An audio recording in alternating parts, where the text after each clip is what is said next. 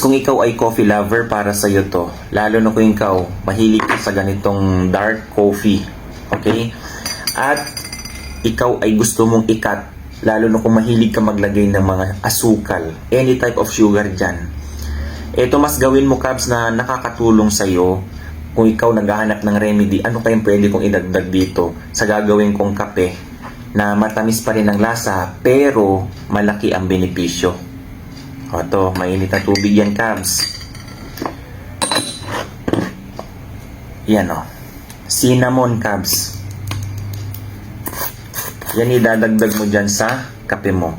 Kung kayo mismo nagbubrod ng kape para sa gagamitin nyo, personal use, pwede nyo nang ihalo yung kumuha ka dyan ng cinnamon stick. Okay? Kapag na-brood mo na yan, isasama mo to sa grind. Okay, para magiging powder. Maghalo na yung dalawa na yan. Kung hindi pa naman, okay. Pwede ka mag-powder ng separate. Or ito, pwede mong ilagay yung cinnamon stick sa mismong pinagtimplahan mo. Wala namang problema yan. Pero mas maganda kapag ganito. Powder na siya. Bango. O yan. So, kape, konti lang ilalagay ko dito kasi ano na. Ayan. Halo mo lang dyan. Tingnan mo, yung aroma pa lang, Cubs.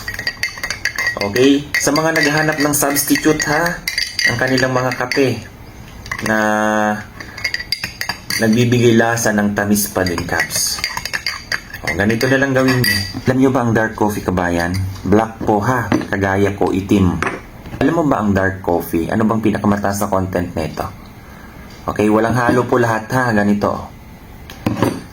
May pag-aaral, kabayan, na ang dark coffee, una na napakataas dyan, caffeine. Pangalawa, chlorogenic acid. Ang chlorogenic acid is known to protect our brain, heart, at saka yung lungs. Totoo yan, Cubs. Maraming pag-aaral dyan. Yung may halo pa yan na tinatawag na dipertins, mga ganyan. O, malaki na itutulong din yan. In moderation lang, siyempre. Lalo na kung ikaw, anemic, ha? O mahilig ka sa pagkain. Kung ikaw, magulay na tao, ganyan. Huwag mong pagsabayan ito. Tips lang yan.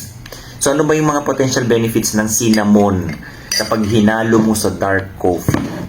Una, pwedeng mag-add sa natural sweetness. Ang cinnamon kasi, kabayan, natural sweetener yan. It can reduce the need for sugar. Siyempre, nakakatulong to cut down on calories at yung ma-avoid yung pagkakaroon ng sugar crush. Pangalawa, it can provide, kabayan, antioxidants. Oh, mataas ang antioxidants din itong cinnamon, sa totoo lang. Ang coffee at cinnamon, pag pinagsama mo yan, they are packed with antioxidants. Na nakakatulong, kabayan, alam naman natin, ang antioxidants ay to fight infections and pwede siyang mag-repair ng mga tissue damage. Tatlo, pwede niyang suportahan yung heart health mo.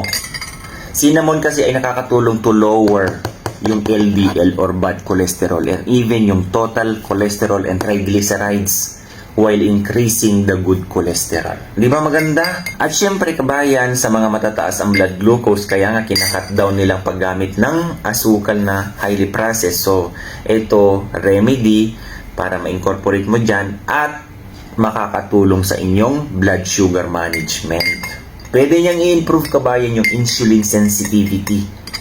Okay, which can help to manage your blood sugar level. Okay? So, ang paggamit ng ganito, kabayan, in moderation po, ha. Alam mo naman, ang cinnamon napakalakas ng cinnamaldehyde mo, kabayan. Okay? So, ganito. Ang init sobra ng tubig. Okay? So, sa mga naghahanap dyan ng mga, alternative sa mga gawang asukal sa merkado, ito na lang gawin mo. Matamis kasi ang cinnamon, Cubs, sa totoo lang. E di yan na lang gawin mo. O, mas nakakatulong pa yan. Kung hindi ka sanay sa amoy ng cinnamon sa sobrang bango, e di mag-sprinkle ka na lang muna sa una. Kasanayan mo rin yan, Cubs. Okay? So, God bless everyone. Alagaan niyo po yung kalusugan niyo, ha? Bye-bye!